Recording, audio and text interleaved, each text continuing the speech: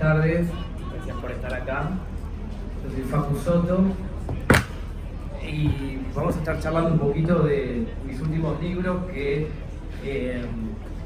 son libros de música, de rock, de figuras muy importantes como Charly García, Miguel Abuelo.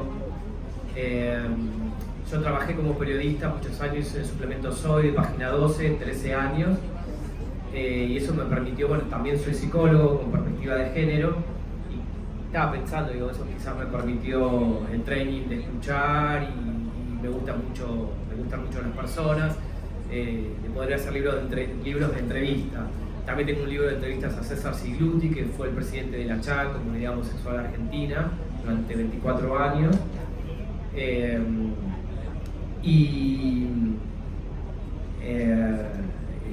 Me encantan los libros de conversaciones, me parece que en ese vaivén, en esa danza, aparece mucha información y mucha información nueva. Si uno está como entrenado, tiene las ganas de poder descubrir algo nuevo, algo que no se sepa o que no haya dicho esa figura.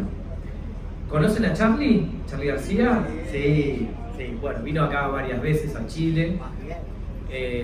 Los últimos músicos, la banda que lo acompañó en los últimos años son todos chilenos. Y Charly, muy lúcido cuando estuvo acá, tiró guiños a favor de la libertad en plena época del proceso militar, de dictadura militar. Con guiños también explícitos y muy sutiles también, porque en un momento hablaba de vestirse de rojo, dando a entender algunas cuestiones que algunos las entendían y otros no. En un momento lo siguió un auto, no me acuerdo exactamente, está en el libro, en Charly Cuyar, que no está acá porque se agotó, pero ya va a volver a entrar, un comando ultra religioso de derecha y les tiraba pintura blanca al móvil donde iba Charly y sus músicos, porque decían que era homosexual y que iba a corromper a la juventud. Ya me estoy adelantando un poquito de que van estos libros de Charly, ¿no? Eso, ¿no? Charly queer. ¿Qué es queer? ¿Saben qué es queer? No. Bueno.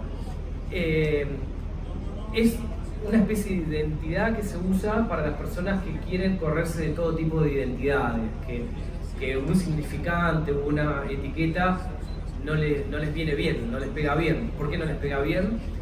Y porque quieren estar libres. Y si te etiquetan a mí mismo en una fiesta de psicólogo, y la verdad que me voy a sentir medio atado, porque me buscan en un lugar donde no voy a poder estar distendido. Cualquier rótulo que a uno nos ponga, y hay rótulos que son más pesados que otros, te encasillan, ¿no? Y a Charly siempre lo querían encasillar en algún lugar y él se iba corriendo a esos lugares porque prefería ser libre, buscaba la libertad, ¿no? Y ese es un eje que me interesa mucho de Charly, más allá de su música, que me parece alucinante también, como orador, como conversador. Por eso en los libros, Charly Queer, Charly por Charly, que también está por acá, está basado en reportajes de Charly. Mucha gente lo toma a Charly como músico, pero Charly es más que un músico, es un artista. Y es muy sorprendente y está muy bueno leer sus reportajes, ¿no? Yo soy un coleccionista de reportajes de Charly, que tengo 10 años, tengo 53, tengo un archivo enorme, y hay un montón de reportajes que están perdidos. Hay algunos que se consiguen, en la revista Rolling Stone, revista Pelo, por Mercado Libre y otros lugares, y hay otras revistas que son inconseguibles porque eran revistas basura, revistas que se leían, se tiraban, Radiolandia, TV Guía, revista Gente, que no tienen ningún valor cultural. Pero esa revista, Charly, que no es prejuicioso, daba entrevistas a todo el mundo. Y en esas entrevistas, donde había periodistas no especializados, le preguntaban pavadas. Y ahí Charly podía desplegar su lucidez y responder y decir cosas que por ahí en otros medios no podía decir, porque le hacían preguntas como más refinadas, más especializadas. Bueno, yo rescaté todos esos reportajes y están en estos libros, y también está muy bueno para conocer. Hay mucha gente que no conoce a Charlie de ahora, pero no el de los 80 que yo viví, por ejemplo. Yo lo vi en vivo por primera vez en el 83, donde era un tipo muy cuestionado por cosas que hoy por ahí nos pueden parecer ridículas. Entonces está bueno entender ese contexto y cómo fue un artista incomprendido, como estoy viendo ahí a Van Gogh y a un montón de otros artistas que... estoy viendo una pintura Van Gogh no vino acá, o sí está ahí, no sé, su espíritu. Lo usaban en el 83 cuando salió Clics Modernos, que es un disco que hoy es uno de los discos pilares y más reconocidos de la música, del rock nacional, muy innovador, muy rupturista, pero en su momento decían que era música vendida, que era música bailable, lo usaban porque había ido a Estados Unidos a grabar el disco, entonces en los recitales le gritaban cosas feas, porque se pintaba, se delineaba los ojos, jugaba con el maquillaje, que unos años más tarde Soda Stereo, Virus, los violadores, que ahora dicen los voladores, ellos eran violadores de la ley, ¿no? También usaban maquillaje, una cuestión estética, ¿no? Entonces trataban de agredirlo, de injuriarlo, insultándolo. Entonces todo eso fue muy fuerte y era remar contra la corriente, era realmente ser queer. Ahora damos un pasito más a la definición de queer, y queer también es raro, por fuera de la norma. Él tiene un bigote bicolor porque tiene vitiligo, que es que cuando era chico los padres se fueron a Europa, él se quedó solo y sufrió mucho la soledad, no le habían dicho, medio como que lo engañaron, y le salieron manchas blancas en la piel, y por eso los pelos que le salen en esa parte del cuerpo manchada son blancos. Entonces tiene un bigote mitad blanco, mitad negro, lo mismo que la barba. La gente pensaba que se tenía, que eras noble, decían que loco, ¿cómo te tenís? En realidad es una reacción nerviosa, psicosomática. Ya de movida, ir caminando con un bigote mitad blanco, mitad negro, ya es algo como por fuera de la norma. Porque él se lo podría haber tenido y le quedaba un bigote de un solo color. Y él dice en sus canciones, bancate ese defecto. Lo cual por eso me parece muy interesante leerlo, ¿no? Escucharlo, pero también leer los reportajes porque se abre todo un mundo de filosofía, un mundo de lucidez, de un contexto donde él hacía sus canciones, se presentaba en vivo y con todos estos prejuicios de época con los cuales tenía que luchar, ¿no? Lo acusaban de raro, porque tenía manchas en la piel y un bigote de bicolor. Hoy nos puede parecer absurdo. Las reacciones de él fueron muy inteligentes, vistas después de un tiempo, ¿no? En su momento fueron muy rupturistas. Cuando le gritaban homosexual, puto, él podría haber salido a decir, no, yo tengo una mujer, salía una mujer soca, brasilera, soy heterosexual, pero parezco gay, darte una explicación que sería horrible.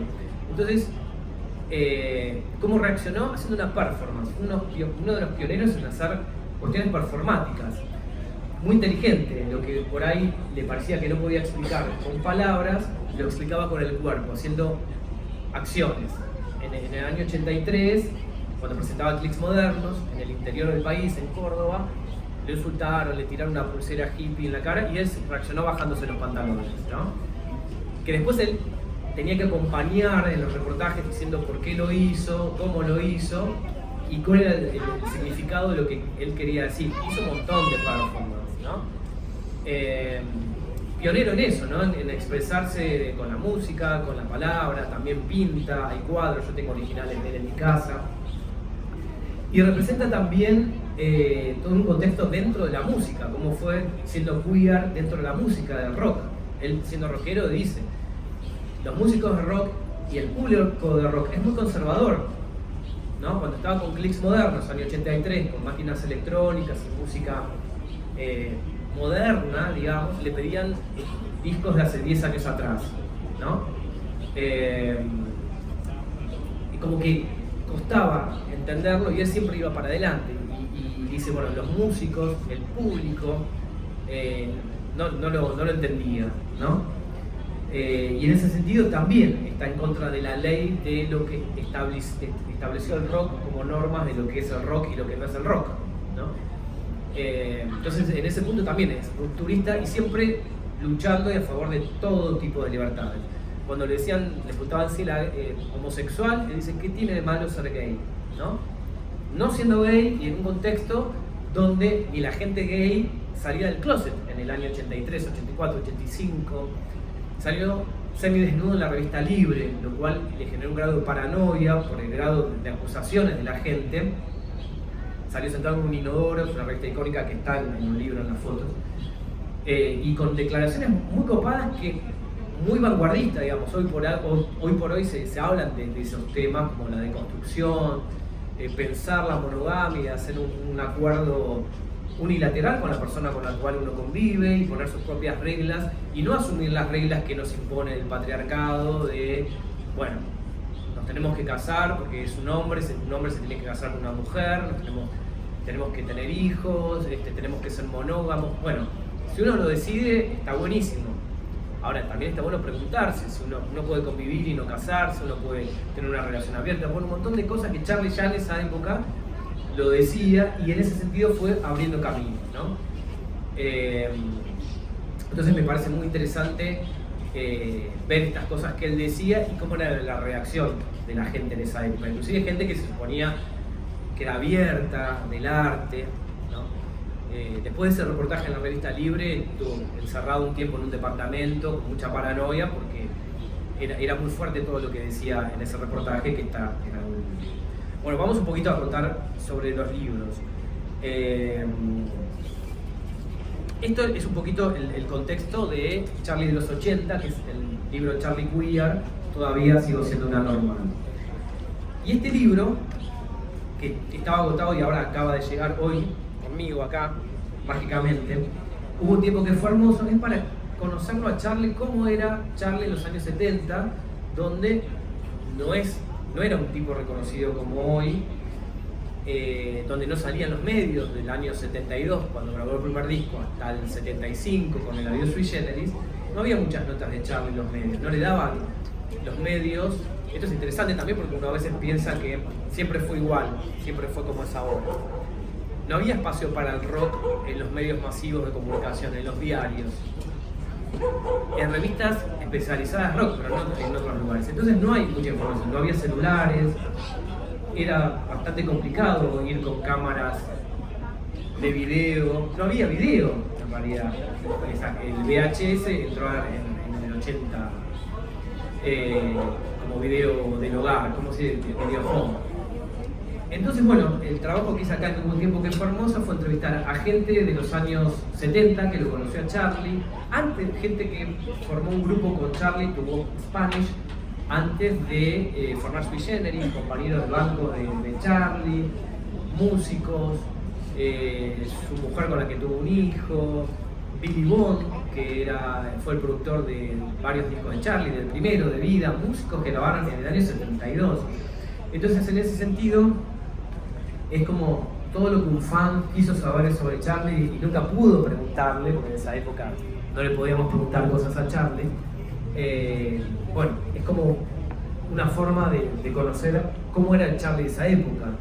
Si era tan desaforado como el Charlie que conocimos después, si era una persona tímida como él decía. Y uno de los ejes también es, bueno, él es rockero, sexo, drogas, el rock and roll. ¿Cómo era el sexo en esa época también? Con el tema prejuicios o no prejuicios dentro del rock y aledaños, ¿no? Con el tema gay, cómo se vivía, con el tema del amor libre, uno piensa el hipismo, amor libre, era tan así, no era así. Con el tema de drogas también es un misterio, ¿no? Porque conocemos Charlie de los 80, de los 90, siempre se asoció el tema de drogas con el rock, cómo era, si se consumían drogas, qué tipo de droga, si influía en la música o no tiene nada que ver, o sea, un montón de cosas que me parece que son como misteriosas y siempre nos gustó saber. Bueno, esta gente que estuvo muy cerca de Charlie, por suerte está viva, por suerte todavía tiene memoria y pudo abrirse y contarnos un montón de cosas relacionadas con eso. Lili Lagardé, que era la esposa de David Lebón, que fue con Charlie a registrar los temas del primer disco de David Lebón en el año 73, creo que fue, sí. Y no le dejaban poner los nombres que ellos tenían, entonces en el momento iban inventando nombres. Hay un montón de anécdotas. ¿Qué pasó en el Adiós Sui Generis?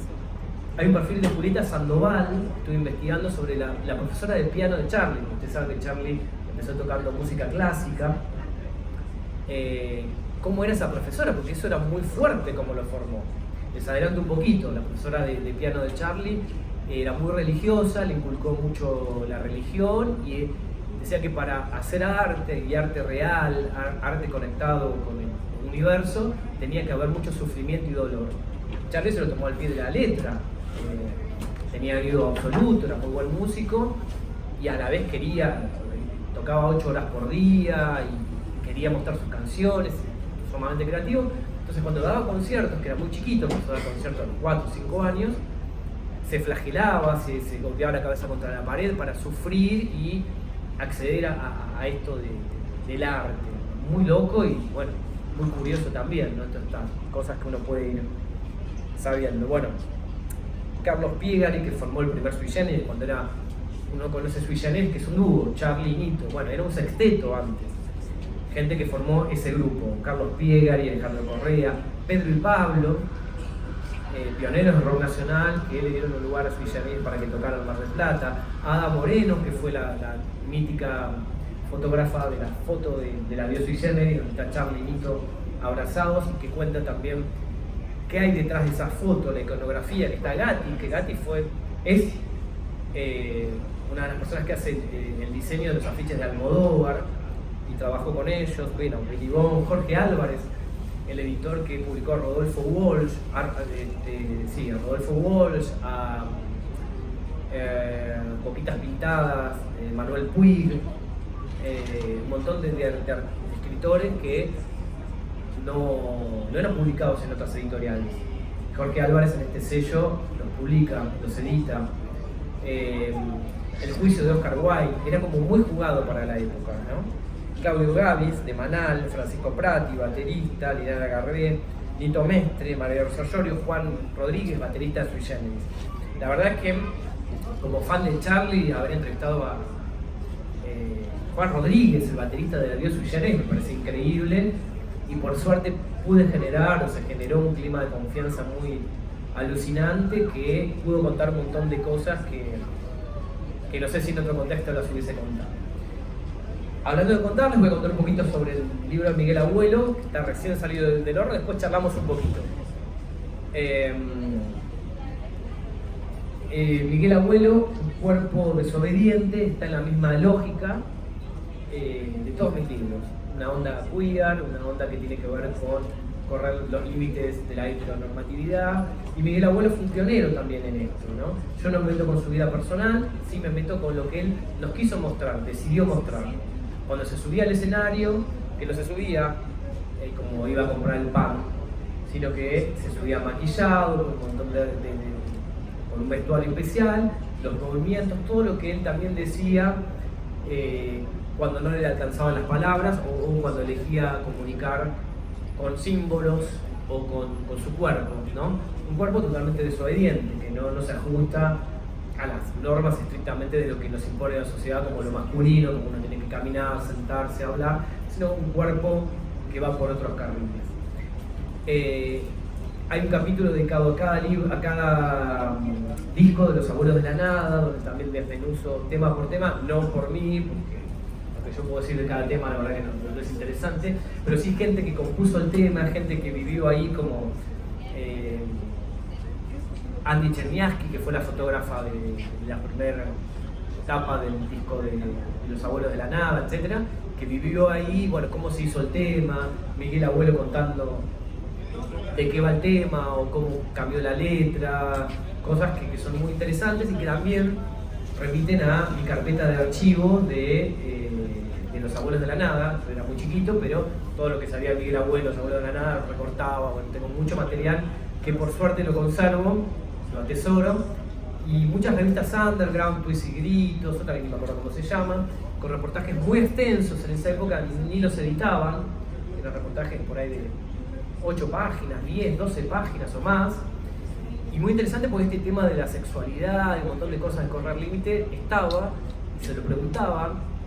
Son cosas que no están en internet, y bueno, están recuperadas y puestas ahí en ese libro, que tiene también además una edición muy linda, con una gráfica naranja, con fotos y recuadros de temas, bueno, fotos inéditas también de Perrota, que fueron donadas al Museo de la Ciudad de Buenos Aires, se las pude adquirir. Bueno, se van cayendo los. Bueno, charlemos lo que quieran, si quieren hacer preguntas, comentarios.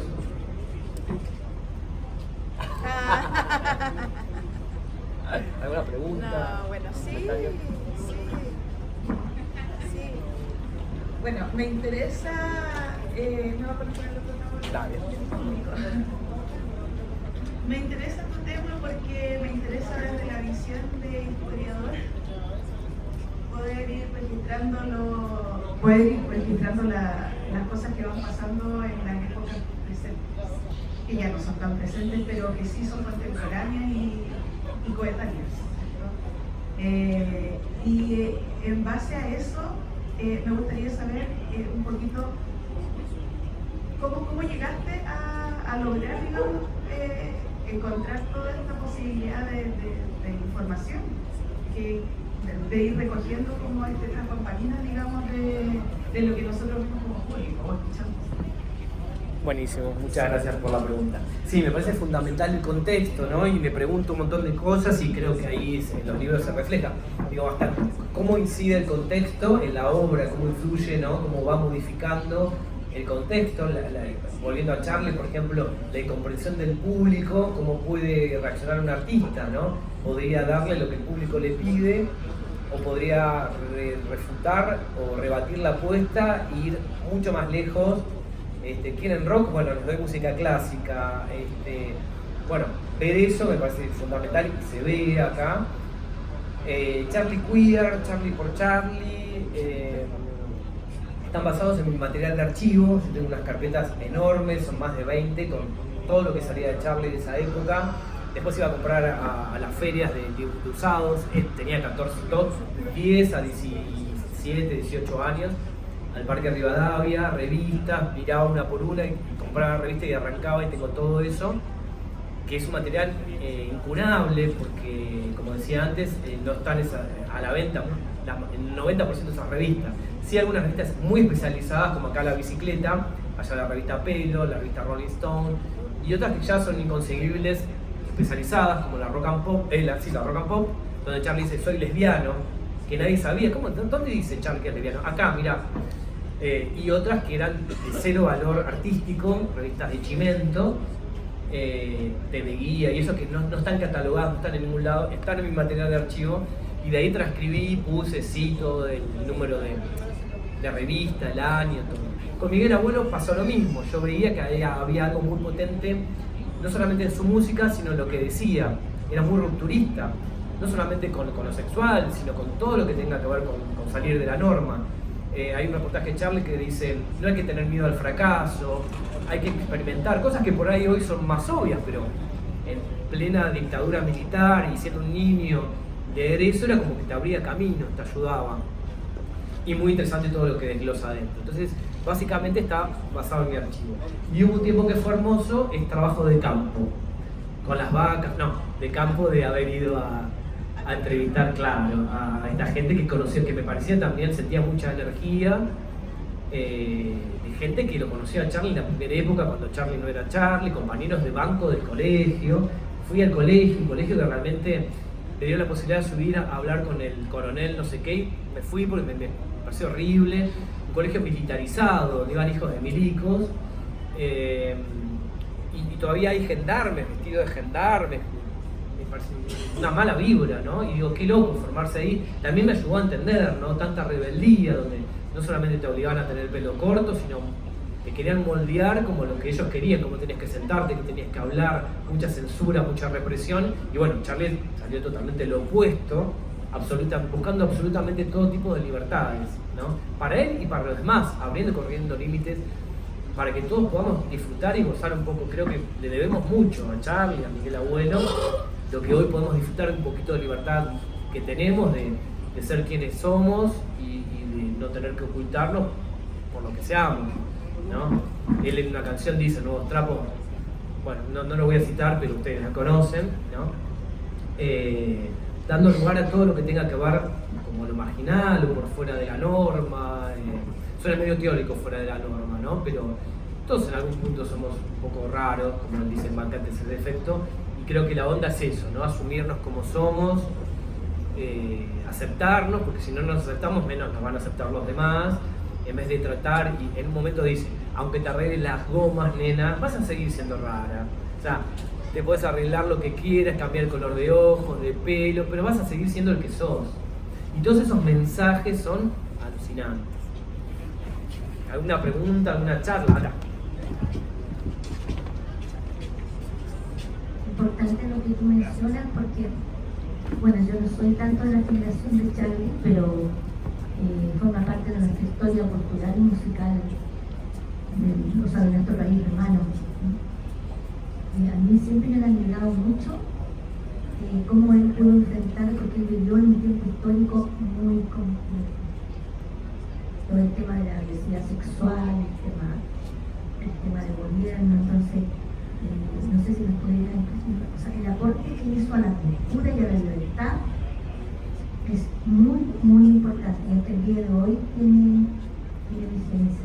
Muy, muy importante y la creatividad de él para decir cosas en momentos en que no se podía decir, ¿no? Ideologías políticas, ¿no? Ustedes seguramente conocen botas locas del servicio militar obligatorio. Me parece genial que cada uno pueda elegir, pero que te obliguen a servir a la patria con yo odio las armas, me parece horrible. Y Charlie también, ¿no?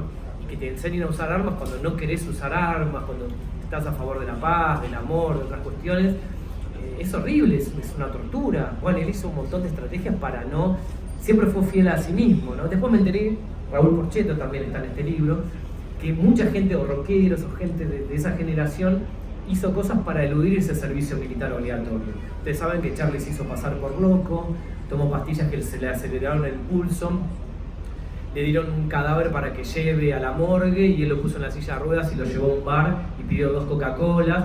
Le dijeron esquizofrenia, neurosis, esquizofrenia y lo dejaron salir. Raúl Porchetto el esvástico, se dice, estuvo tomando clases de teatro para...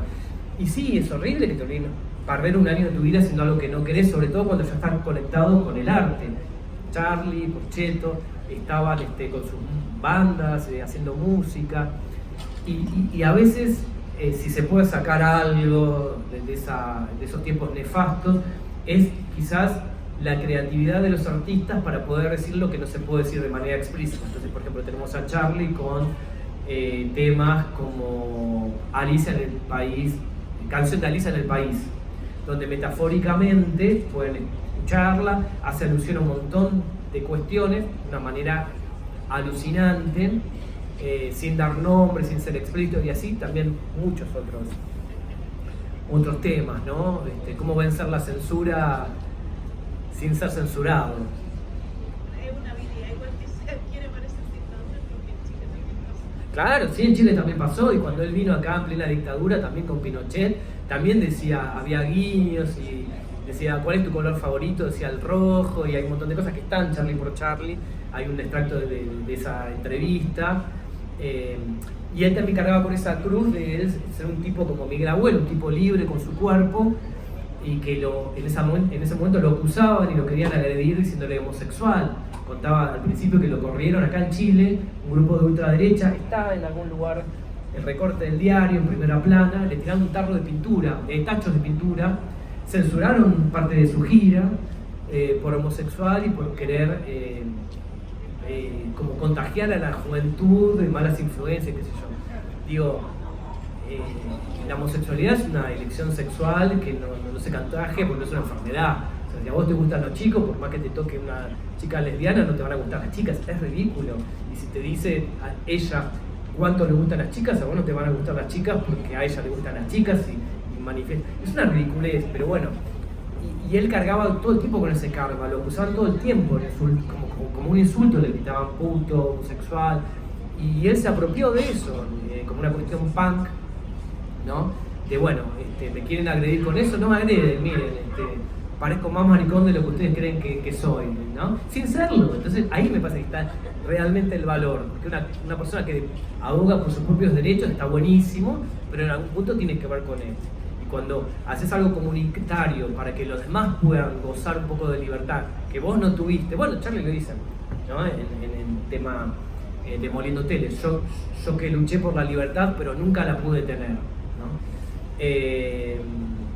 Y bueno, y hay anécdotas también que lo seguían los carabineros, le dicen acá, sí, a los policías, en un hotel, toda una situación como muy pesada. Cuando fue a Uruguay con Sui Generis también cantaban, bueno, lo pueden ver el video mejor contado por Charlie, ¿no? Le ponen un cassette donde en vivo canta con Sui Generis Botas Locas y le piden una explicación. Y lo llevaron encapuchados los 4 Sui Generis a una comisaría donde había fotos de tipos desaparecidos. Toda una cosa horrenda. Y Charlie ahí zafó, porque le preguntaban a los músicos, se quedaban y decían, no, él es el que hizo la letra. La mandaron al frente a Charlie. Y Charlie, muy lúcidamente, cambió la letra en el momento. Entonces, si ellos son la patria, haciendo alusión a los milicos, yo soy extranjero. Entonces Charlie cambia la letra frente al milico y le dice, no, si ellos son la patria, yo me juego entero. Entonces lo dejaron salir por un milagro. Bueno, otra vez la lucidez y la supervivencia y situaciones extremas donde amenazas, bueno, todo esto que ya sabemos que lamentablemente se vivió, pero me parece que está bueno tener memoria, porque hablo con gente joven que escucha a Charlie y que no tiene ni idea de esto. Yo muchas cosas las viví, otras, bueno, las estudié, pero hay gente que no sabía que Charlie se había bajado los pantalones en el año 83 como una especie de performática para descolocar, y bueno, él dice, ¿no? Fue una cosa bisexual, porque fue para que lo entiendan los hombres, las mujeres, que no tiene que ver con el... Bueno, tienen que leer lo que dice Charlie, porque lo dice mejor que yo.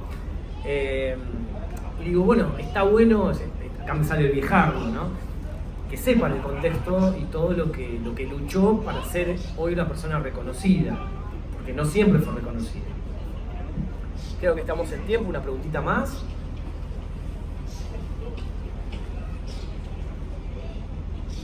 Aló.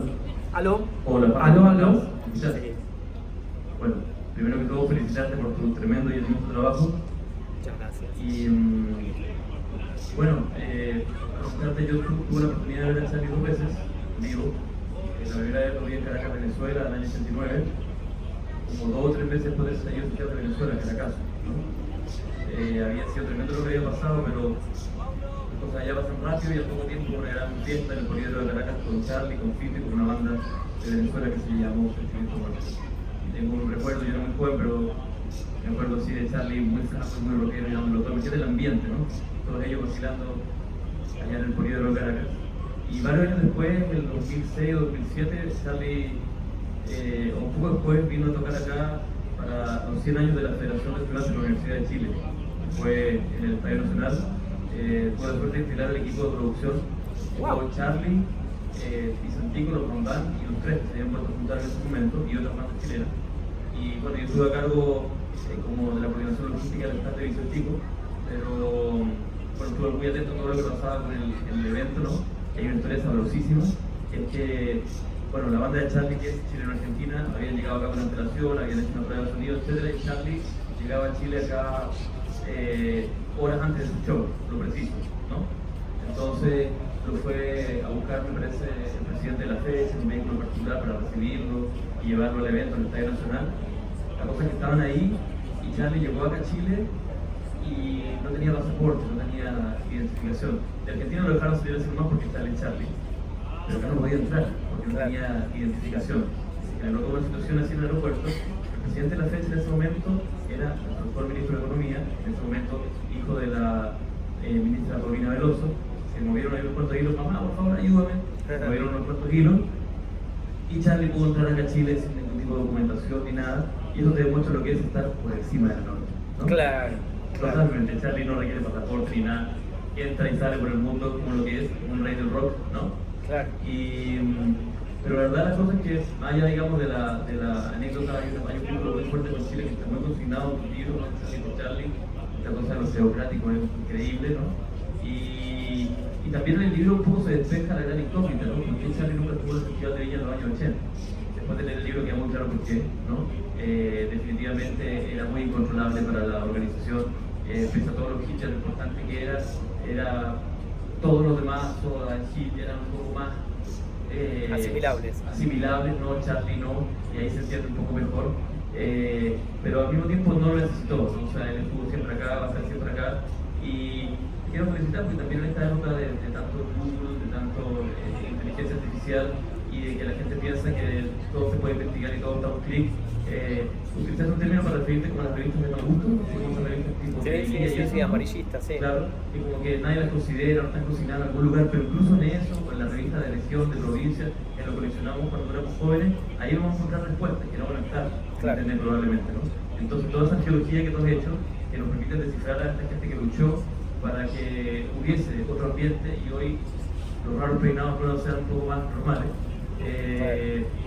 ¿Y dónde podemos encontrarlo? Vamos a encontrar en tu investigación. Entonces, como decía Charlie, que a todo esto Fito se sacó 4 muelas para no ser servicio militar, ¿no? Siguiendo un poco la tónica del maestro Charlie, todo encontrando su camino. En el fondo, cuando los satélites no alcancen, cuando hayan apagones como el que hubo acá hace un mes atrás, o como el que hubo en España hace poco, yo vengo a conocer nuestro corazón. O sea, cuando no haya internet, tendremos tus libros. Bueno, muchas gracias. Muy bueno tu aporte, me encantó. Sí. Yo trato de ser mejor persona cada día, no lo logro, pero lo intento, y de hacer alguna acción copada también, ¿no? Y bueno, pensé eso, ¿no? Como que mis carpetas de Charlie es un pedazo enorme de mi vida, de mi historia. Cuando hacía el libro y transcribía cosas, me acordaba de shows que había ido, la casa de algunos amigos que ya no están. Bueno, fue recorrer todo mi pasado, mi adolescencia. Y ahí fue una cosita buena de mi parte, una de las pocas, que fue esto de querer compartir. Porque digo, es mi archivo personal y es material incunable. Y digo, bueno, todo esto que dijo Charlie está bueno de que poder diseminar, que la gente lo pueda ver, compartirlo, ¿no? El que quiera se acerca y lo degluta, y el que no, pero digamos, me parece que es para dar a conocer. Y realmente, como vos decís, hay un montón de cosas, toda esa época de los años 80, qué look ese perro, está desfilando, qué cool. No está en internet, no hay nada de eso. Y me acuerdo que, por ejemplo, compraba los diarios, mi papá compraba Clarín, mi abuelo compraba Crónica, y cuando salía Charlie, la primera plana, yo iba a compraba otros diarios, La Nación, entonces tengo como para comparar también lo que decía un diario, la mirada históricamente, el perfil de cada diario, las preguntas, las reseñas de los discos, es toda una cosa arqueológica que no está en internet eso, ¿no? Así que está bueno poder compartirlo, está bueno que lo puedan disfrutar, apreciar, y creo que en algún momento por ahí se va como a prestar más atención, ¿no? Igual es un placer, porque Charlie en un reportaje totalmente perdido, le preguntan algo de la normalidad y él dice algo así, habría que leerlo porque, como dice Charlie, genial, y cerramos. Él dice, lo normal es lo que hace la mayoría, si más gente haría lo que hace poca gente es lo anormal porque es lo menor. Lo estoy diciendo muy mal, pero la mayoría es lo que hace, lo normal es lo que hace la mayoría. Si la minoría empezaría a hacer cosas que hacen los anormales, pasaría a ser normal lo que hacen los anormales, y lo anormal dejaría de ser anormal para ser normal. Y tiene razón, porque si ahora se pone de moda que algo que hoy consideramos anormal, no sé, lo que ustedes quieran, ponerse un piercing en la lengua, y todos andamos con un piercing en la lengua, empieza a ser eso normal, ¿no? Yo estudié Carlos Correa, que era un escritor que en el año 53 lo censuraron por un cuento, quemaron las revistas de filosofía y letra, etc., porque lo consideraban obsceno, ¿no? En el año 53 o 51 es un significante obscenidad y lo connotan en una época de significado. Lo que era obsceno para esa época, hoy lo pueden enseñar en colegios primarios, no tiene nada obsceno. Cómo va metodimizándose, cómo se van trasladando los sentidos de las cosas. Entonces esto de lo que es normal y anormal es totalmente relativo. Foucault lo que dice, y basta, lo voy a aburrir. También las leyes están hechas por seres humanos, ¿no? Y remiten a intereses sociales, económicos, culturales, y son arbitrarios. Lo que pasa es que uno cree, no, esto es ley, la homosexualidad es una enfermedad. Ah, bueno, es una enfermedad. Está bueno parar, preguntarse por qué, quién lo determina, desde cuándo, por qué, cómo se argumenta esto. Uno empieza a estudiar el tema y bueno, lo que era una enfermedad en un momento, en otro momento tiene que ver con otra cosa. La relatividad, pues está todo esto construido por nosotros, seres humanos. Bueno, tengo que ceder la palabra. Muchas gracias. Fuerte aplauso para Facu Soto. Facu, tenemos un reconocimiento.